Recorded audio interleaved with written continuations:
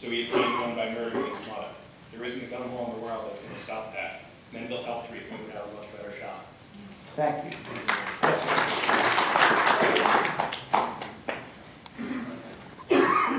Ray Kalonikis, Manalapan.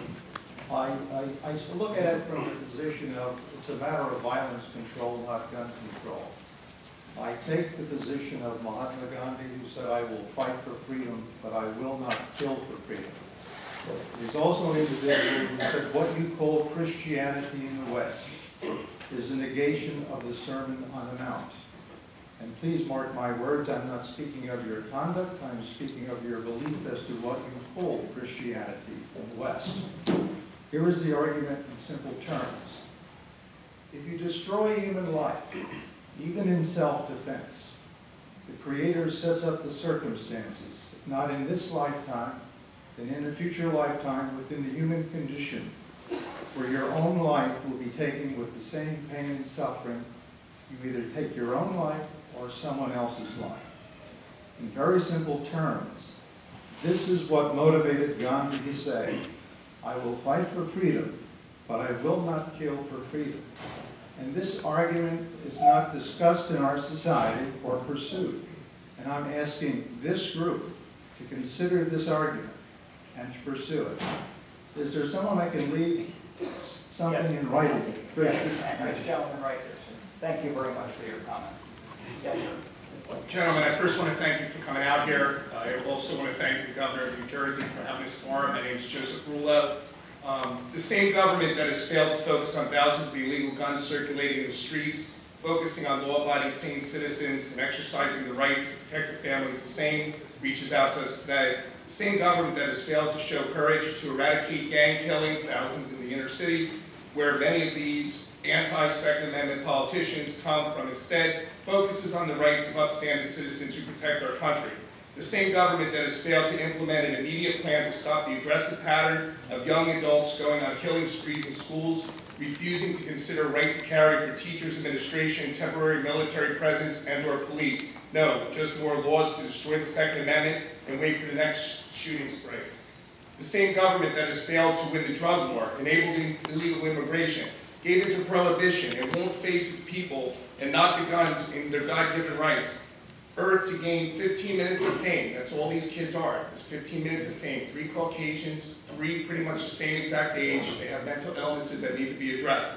I say to our government, stop blaming everyone and everything in the name of the Second Amendment rights, and focus your blame and allocate resources on the few that kill our children to make change in the state of mental health. Take gangs off the streets and be champions of family values.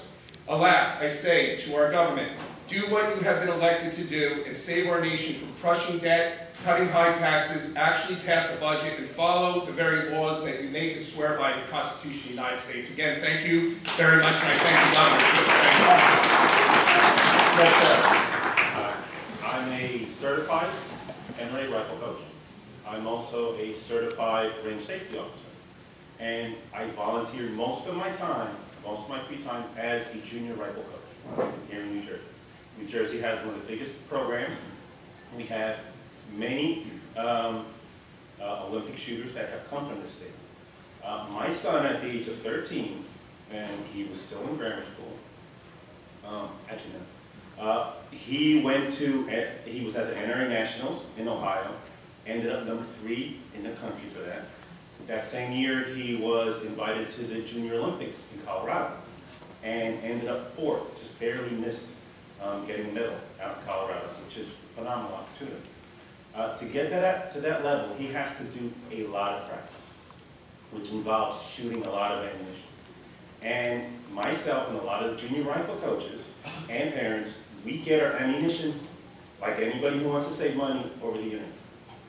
Most of the gun shops, in fact, none of the gun shops in our state have the competition level ammunition that we need.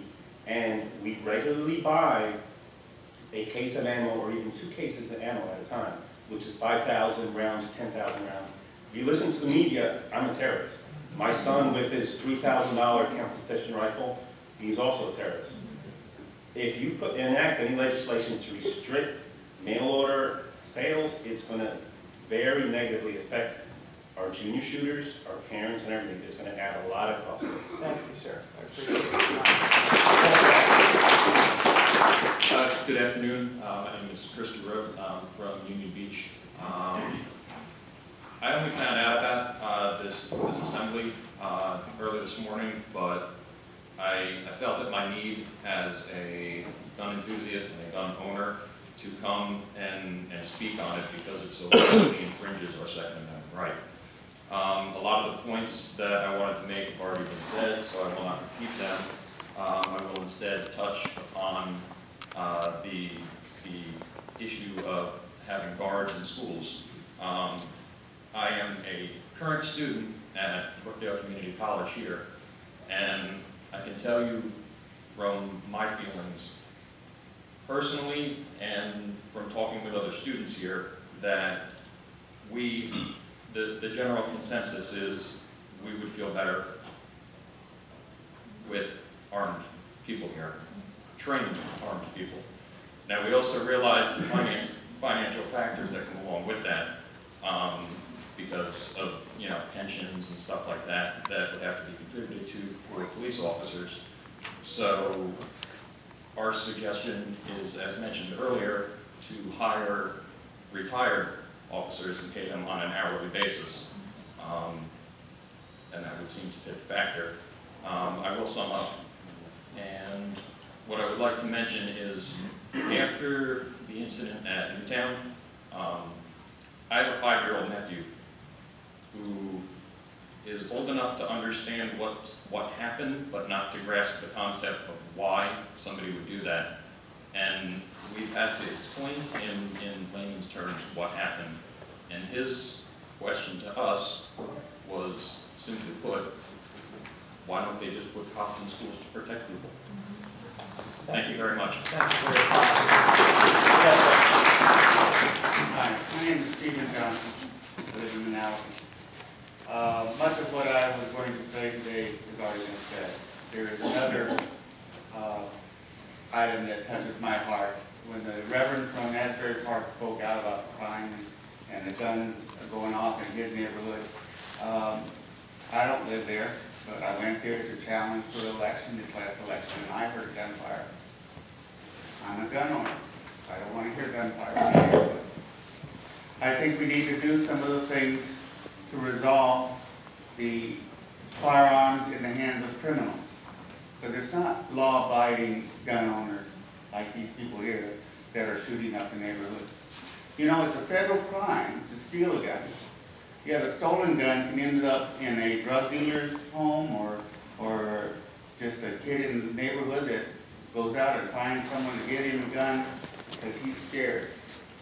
I think it ought to be a crime to have a stolen weapon. It ought to be made a mandatory sentencing for having a stolen weapon.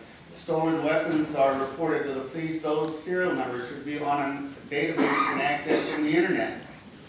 And then we need to do what Cory Booker has promoted. There's a charity in Newark that raises money to buy back the gun. If I'm in a house and my brother's got a gun and I can go to the internet and check to see that it's a stolen gun and we're all in a liability situation, that gun being in our house, I'm going to carry it to the police and they'll buy it back for a couple $100 and that gun is destroyed and that gun is no longer in the hands of a potential criminal. Someone that bought a stolen weapon or got a stolen weapon by stealing it is the one that is going to be using it for no good.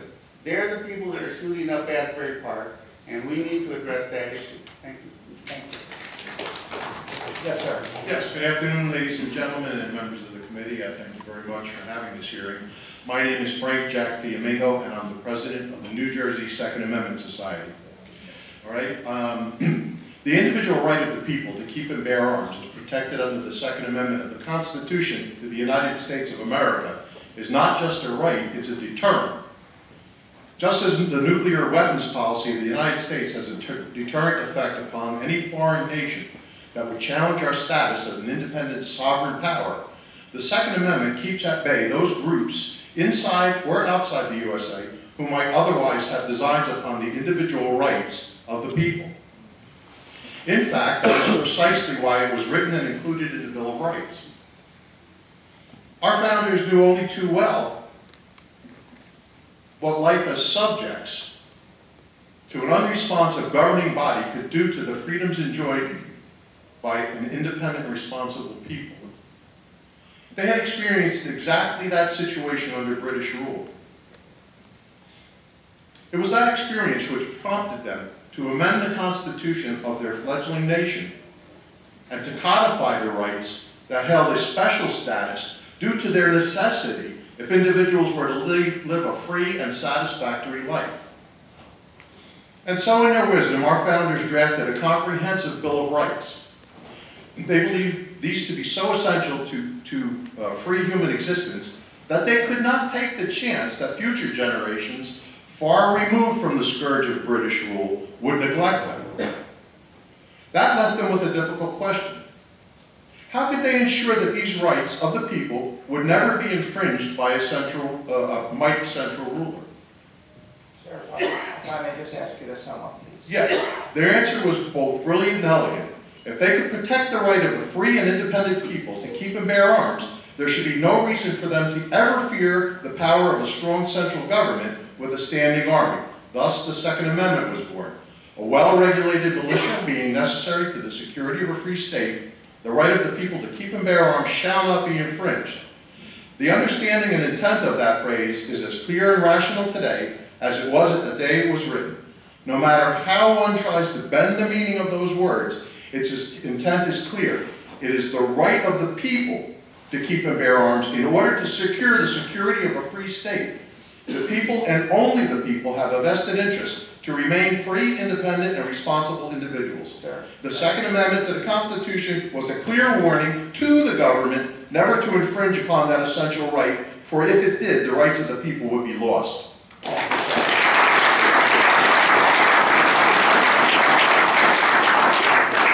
Good afternoon, my name is Dan Herrick, I'm a resident here in New Jersey.